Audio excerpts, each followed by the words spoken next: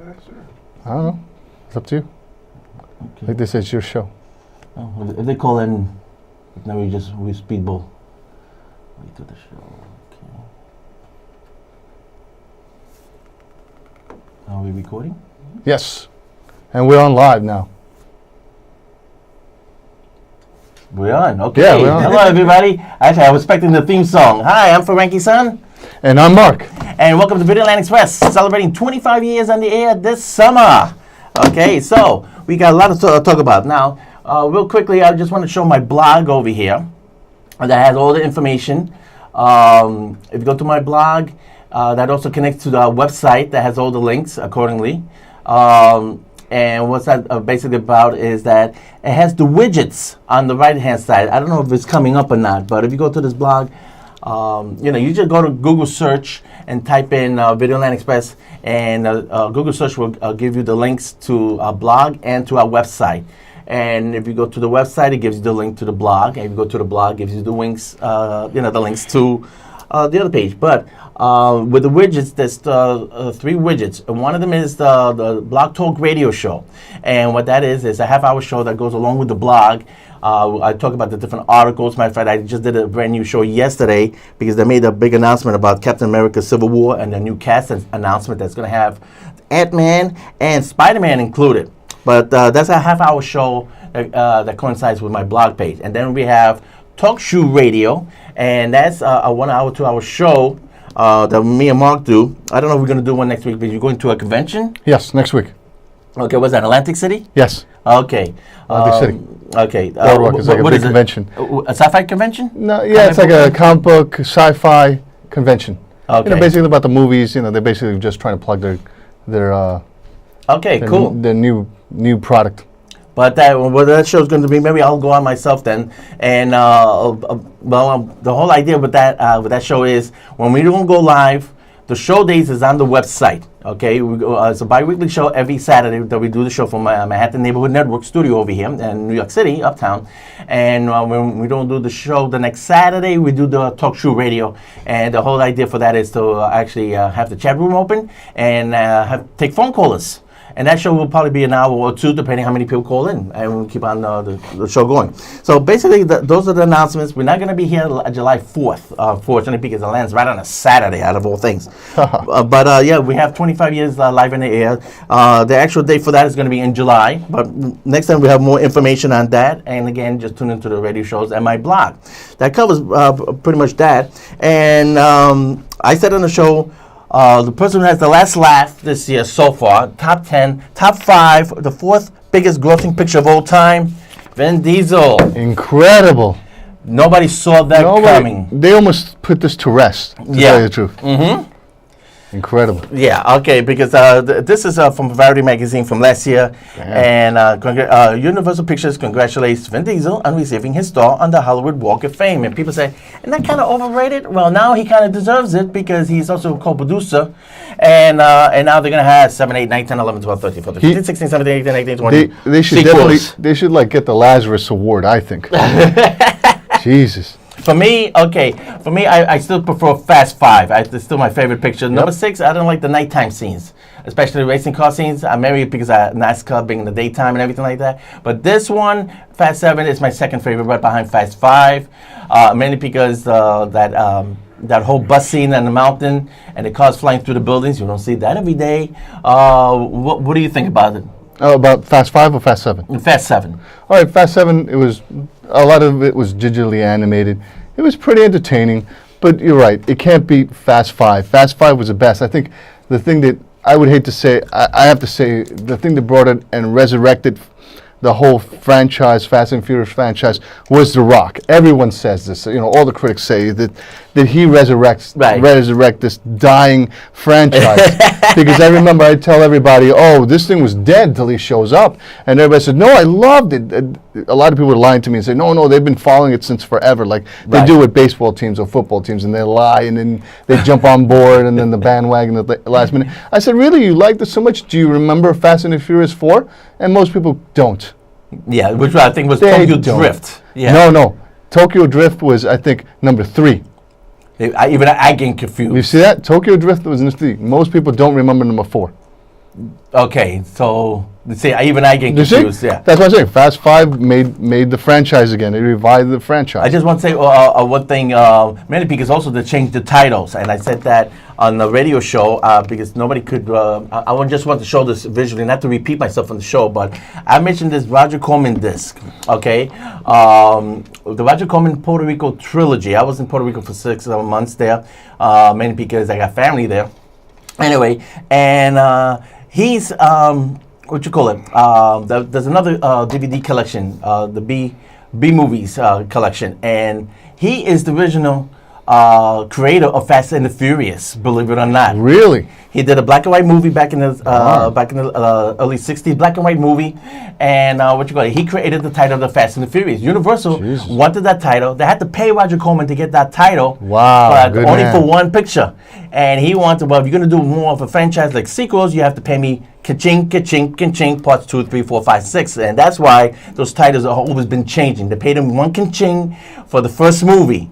And once they established a franchise, Right. That's why even Tokyo Drift got, Fast Furious Tokyo Drift, that supplemented the title. Right. Then it became Fast 5, Fast Furious Yep. 6, Furious 7. Yeah, all these legalese, like, if you change it just a little, or if you use it more than the guy who used it and isn't using it anymore, now you get to use a name. Nonsense like that. Yeah, lawyerese nonsense. Copyright notices, and that's why even on Fast 6, Furious 6, the Blu-ray, you see Vin Diesel and Paul Walker taking turns explaining how they did certain scenes in the movie. And he even mentions, if you notice, some movies were Fast and Furious, not the Fast and the Furious. He actually explains the title details on that. So if you get a chance on the Blu-ray on the Furious 6, the extra features, he explains why the title keep on changing. But anyway, I mentioned Puerto Rico because also everybody knows Captain America is going to be filming in Puerto Rico. That island's taking off pretty damn good. As you know, Fast 5 was filmed in Puerto Rico mainly because they couldn't film in Brazil. And so they actually took a town and they reconverted it and changed it to make it look like in Brazil. Wow. And they would not allow them to film with a giant 2-ton safe rolling down the streets and stuff like that. I guess Puerto Rico is the only country who would say, yeah, sure, you want to destroy the city, go ahead. I guess. Be my guest. But how much are you going to pay us? So that's why I wanted to visually show that. Now talking about, but Fast 5, you both agree it's the best one. Right, it's the best one. Number 7 was good, but The Rock was in Fast 5 most of the time. Right. That's why it was the best one. But it's funny. My bias. Right, they're going to bring both English guys. Luke is, I forget his name, the character, and Jason Statham is his brother. They're going to bring both of them, and they're going to film in New York City. Now, that should be interesting. Fast 8, and they're going to bring them both? That's the rumor. Luke is coming back. We don't know about Jason Statham yet. Of course, he'll probably show up. They pay him a good paycheck. What else is he going to do? Exactly. Well, he's not doing Transporters. No, somebody he's done with that, yeah. It didn't belong to him. Yeah, but I was seeing the trailer. They were playing the trailers for doing Fast and the Furious 7 or Furious 7, and they showed the trailer for Transporters rebooted or whatever the title is at, and going, who's this guy? That's not Jason Statham. So, you just get some other guy who knows martial arts, and you're pretty much good. There you go. So let's get to the next one, because I want to talk about Ultron. I want to see what's your opinion, of course. Okay. Blacklist. Yes, James Spader. And I did work on this show last summer. Unfortunately, I didn't get called back, but cool guy. Yeah, I was like maybe 20 feet away from him. Yeah, I saw he's going to be in a new movie called about hackers. He's going to be a new film coming out. It's going to be called about hackers, and he's playing the brains behind it. Was it James Spader or was it someone else? Oh no, that was Thor.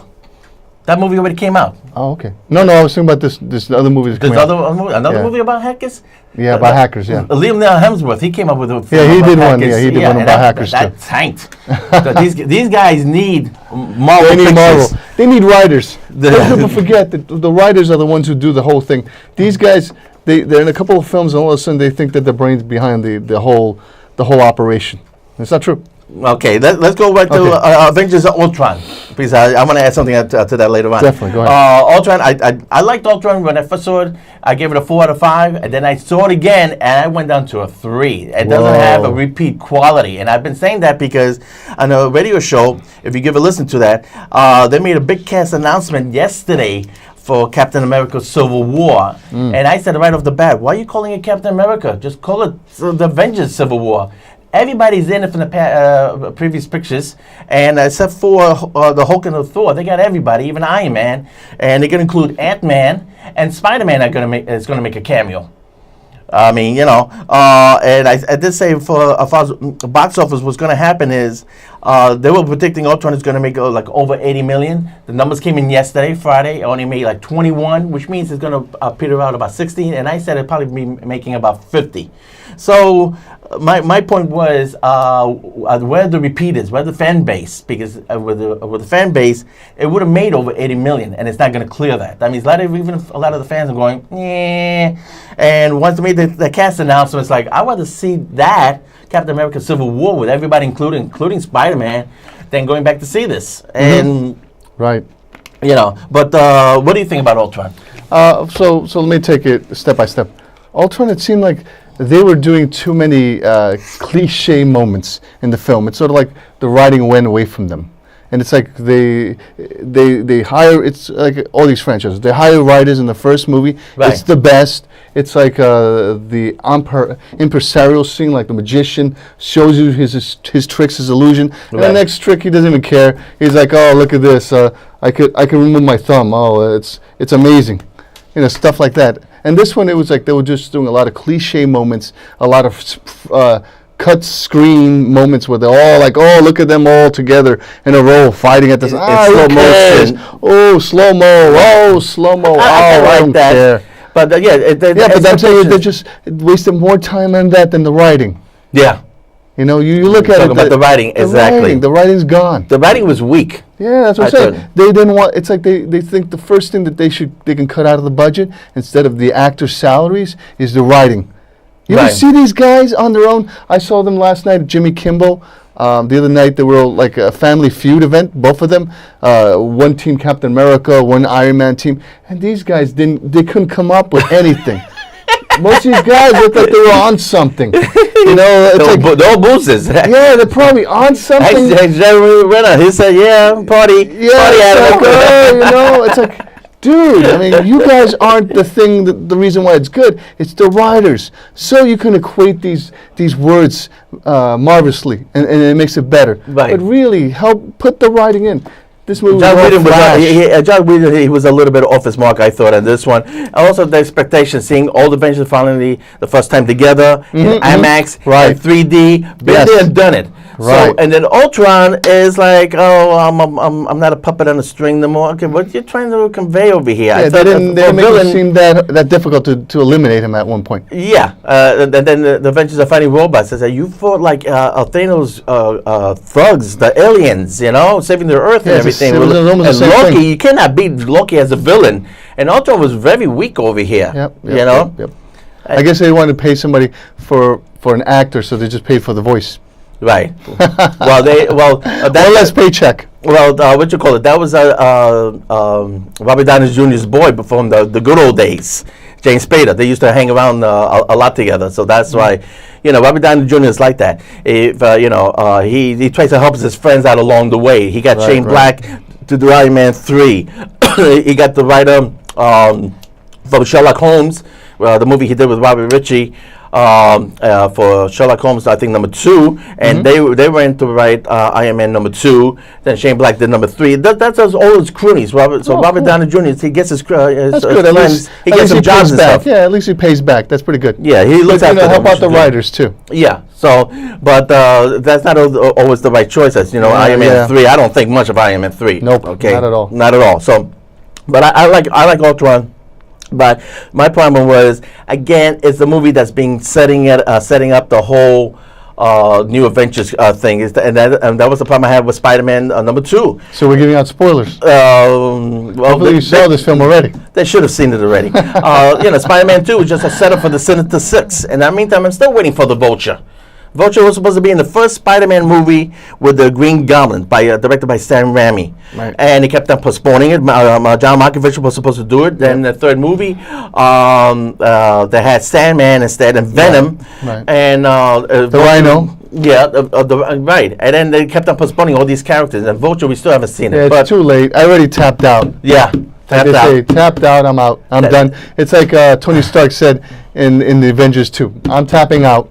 Tapping it, yeah. Tapping I'm out. done. That's it. Okay. No more Spider-Man for me. Okay, so now talking about the box office, we're the halfway point. So let's get to the predictions. Okay, halfway point. Now the box office is going to be way off. Now this is going to be kind of a big deal because if Mad Max that's coming out, oh, I just want to show this real quick. I forgot. Chadwick Boseman, Get On Up, James Bond's story.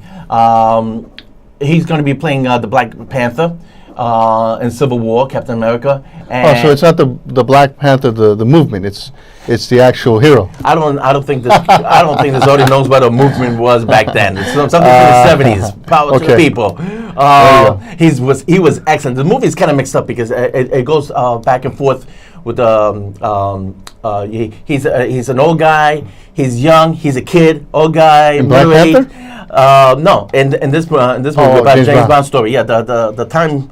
The time it shifts back and forth, really confusing. But he was excellent, and he's going to be the Black Panther. And if you get a chance, the movie's a little bit confusing, but see his acting skills. I mean, they made a good choice there. But he also played Jackie Robinson. Yes, and 42 with Harrison Ford. Do you love it? That was even a better performance, I thought. Oh, nice. So I definitely recommend that. As a matter of fact, I recommended Harrison Ford for Best Supporting Actor in 42. He didn't get nominated, but. What do I know of 25 years? Duh! Well, there you go. And you said, of course, we both love Mad Max. Yeah. Mel Gibson. Mel Gibson. One of Robert Downey's best friends.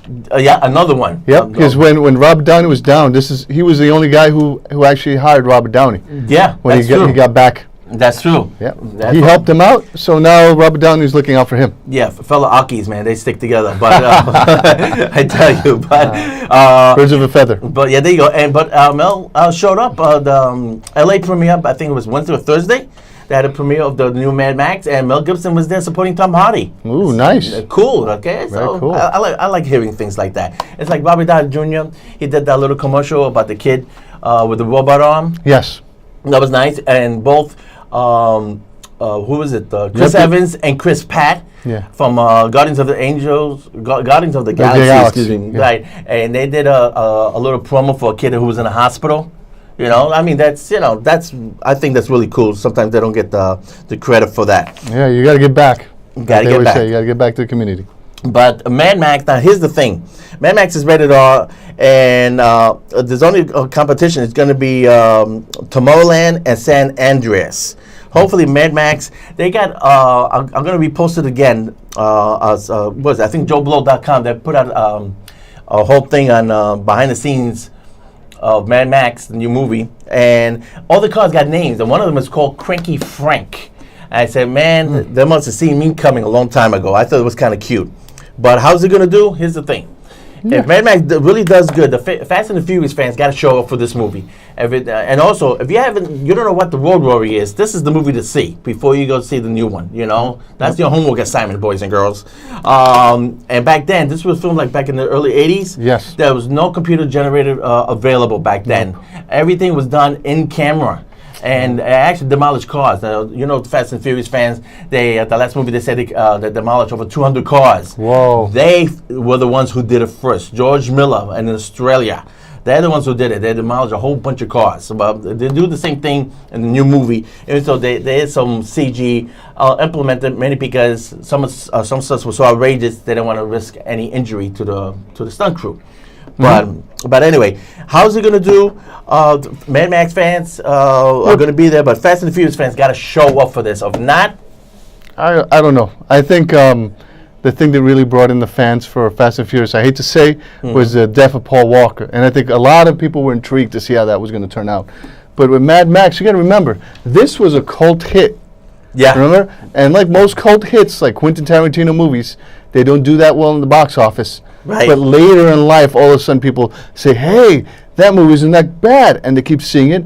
That's how come they were able to come out with The Road Warrior. Right. Kick-Ass didn't do all that good in the movies. It came out on DVD, Blu-ray. It did huge, and that's why there was a Kick-Ass 2. Right. Austin Powers. Now with one of the movies we're looking forward to at the end of the year is the new James Bond Spectre. Right. But Austin Powers came out. It was an okay comedy. It did okay for a couple weekends. It disappeared. Yes. Nobody made a big deal about it. Right. And then it got a second life. Resurgent. DVD, Blu-ray. I think this is before Netflix. I think it got word of mouth on DVD. Yeah, on DVD. And then it did huge, and then it came out with the second one. Then it became this whole Phenomenon. Exactly. That's how it is. It becomes a cult hit. It becomes a phenomenon, and all of a sudden say, "Hey, we want to see number 2."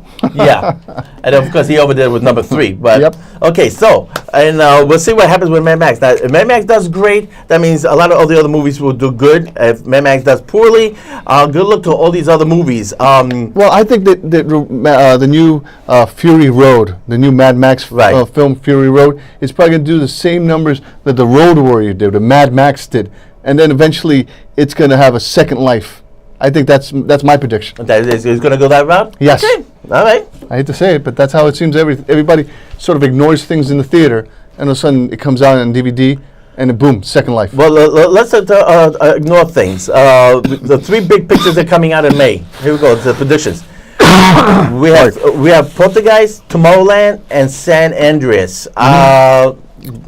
Tomorrowland is not being put up by Disney. I'm really surprised. The heavy marketing merchandising thing is kind of quiet. Maybe they know they got a bomb in their hands or something like that. I think I've seen the commercials. It looks like it's going to be really good on DVD. Yeah. I think the numbers in DVD is really going to push this movie. But in the theater, it's going to probably have a slow death.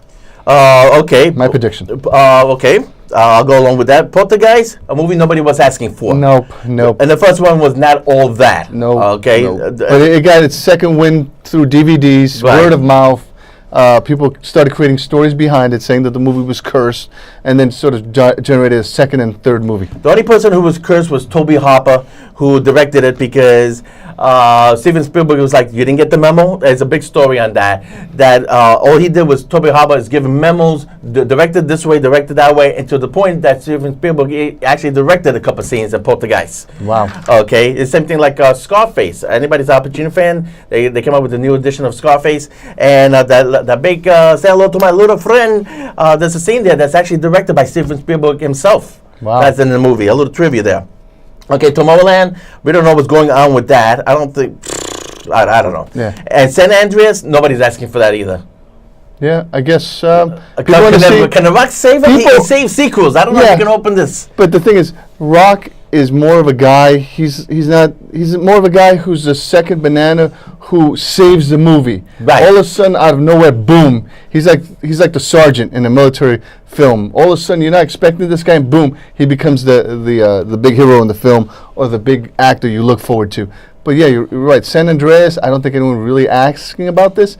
If anything, they could have done an offshoot of the Fast and the Furious and given The Rock his own spin-off of the Fast and Furious. That would have been a good idea. That would have been a good idea. A lot of people are talking about this. This is the idea that's really generating out there in the media. I mean, he couldn't save Hercules. Did anybody see the comic? I saw it. It was pretty good, but it was okay. It was okay. bad. It wasn't too bad. It was better than the other Hercules.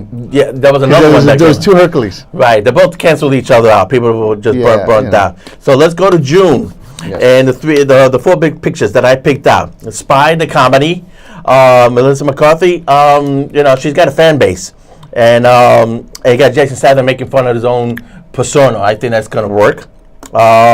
Inside Out, Pixar. Okay, animation that those guys never go wrong. That's another $500 million instantly made.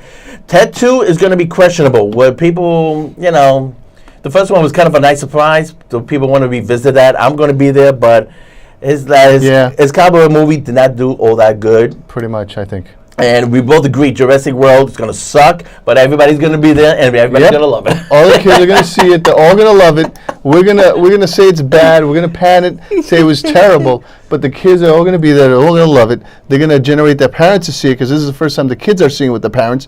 So the kids are going to love it. They're not going to know what they're watching, but they're going to say, "Oh, this is great, dinosaur." Also, don't forget that's a new generation. Did not see the original Jurassic Park when it first came out. Right. So you have 2 generations there, okay? Right. And I love dinosaurs. I mean, a lot of people don't like 2 and 3. I know they were awful, but they got dinosaurs. I like them. So the first one was great, and then after that, it was just a hunt for more money. Okay, we're gonna leave out August. Let's talk July because July is gonna have 5 interesting pictures.